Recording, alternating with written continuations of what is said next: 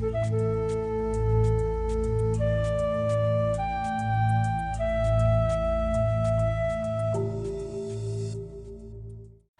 and welcome. This is Sam. Very long back I planned to make a video on HTML5 video programming. Somehow it got delayed. Finally we are going to learn this HTML5 video programming, and this is going to be the series of 4 videos, and it will be premiered on every Saturday 7 p.m. Indian time. I hope that's the optimal time for many of you.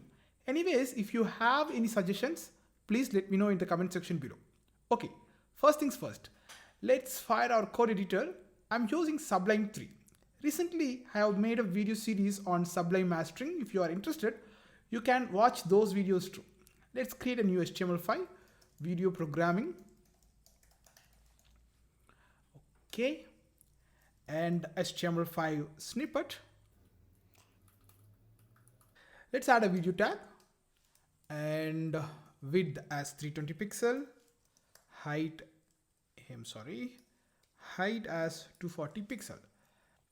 And we should provide the video source. It can be directly given as an attribute like this, but it is always recommended to use source tag to provide that. Don't worry, I'll explain that in a couple of minutes. Let's add the source tag first. Here we need to mention the video file. Let's say movie.mp4. Actually, we don't have such file right now. Let's not worry about that. And let's mention the video type as video/mp4. As far as I know, the Opera browser is not supporting the mp4 files yet. All other browsers are now started supporting it. We have these kind of weird behaviors from different browsers. To handle that situation, we need to add different kind of video sources to avoid the compatibility issues. I can do like this. Let me copy this line and paste it here. I'm sorry.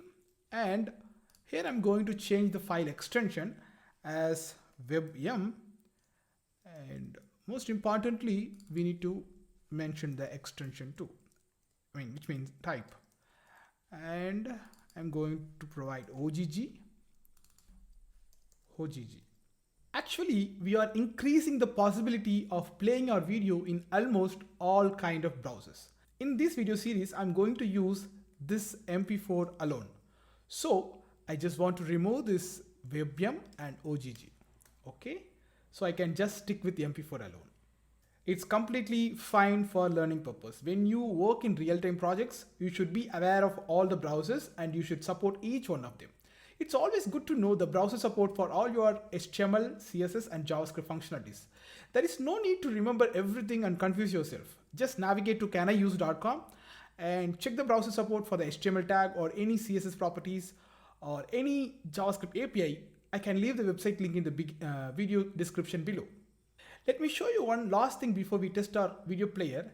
After this source tag, let me add a text like this.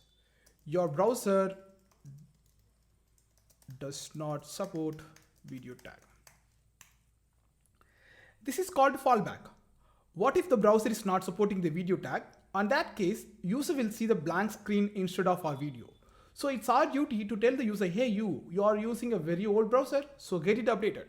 When YouTube started using this HTML5 video, they've also done a fallback. Instead of showing this text message, they've put their Flash video player as their fallback. So the result is modern browsers will have the HTML5 video player and old browsers will continue having that Flash players. Always remember, fallback is very, very important when you work on real-time projects. Before we test our video, let's change this dummy source to the real video source. I found this video CD on internet. Let me use this video for our demonstration. Let's open this file in a browser. We can't able to see anything except this black rectangle. That's because the video is not activated in our code. In order to activate the video tag, we need to make some changes. Let's go one by one. Let's add the autoplay attribute. If the attribute is set, the video will start automatically. But these days, browsers like Safari and Chrome supports autoplay only if we mute this video. So we need to mute this. Let me remove this width and height because it looks very smaller on my screen. Okay, let's give it a shot. That's great. Okay, that's how it works. Finally, the video started playing. But see, we don't have any controls over the player. For that, let's add one more attribute here, controls. Let's try this. As you can see, now we have complete control over this video. We can pause this video and we can enable the volume like this or mute the video, and we can able to toggle between full screen and normal mode, and here we can able to see the current time of the video and the video duration. There is one more attribute we need to know, that is preload. If this attribute is set to auto, the entire video will be loaded when the page loads. If it is set to metadata, only the metadata of the video will be loaded when the page loads. If none, it should not load the video when the page loads. Actually, this attribute is a hint to the browser what will lead to the best user experience. This property can be ignored in some cases. Say for example, if autoplay is present, then the preload will be ignored. In our case, it will be ignored even if it is present. See, you get the basic idea, right? Okay, it's time to explore the JavaScript APIs which is related to this HTML5 video. I'm not going to write any JavaScript code here.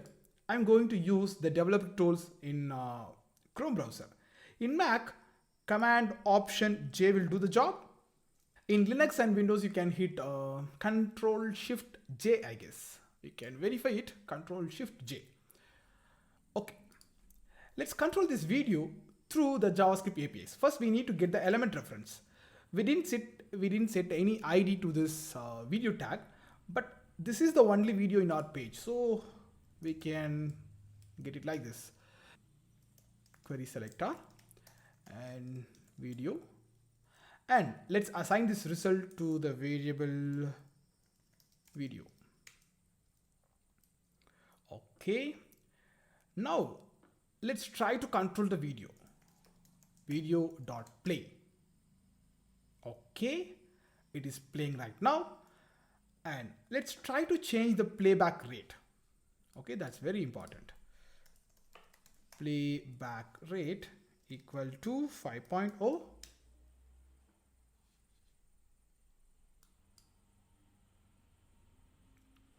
That's very fast, right? And video dot pass, fine, it's paused. Let's try changing the current time of the video. Video dot current time 1. Let's verify whether it is set or not. Video dot play. Sorry for my typos. Great. Let's try the volume property. Video dot volume equal to 0.5. You're not hearing anything because the volume is muted here. So let me enable that. Okay, let's disable the volume. Let me set it to 0. Okay, now we are not able to hear anything. See, you get the basic idea, right? How simple it is to control and customize the video using the JavaScript APIs. Okay, in the next video, we talk about how can we make a video player something like YouTube's video player with rich controls and beautiful user interface. Most importantly, better user experience. Don't forget to join me on next Saturday. If you like this video lesson, give it a thumbs up and share with others. New people, please subscribe and hit the bell icon to get the instant notification whenever I post a new video. Thanks. Bye-bye.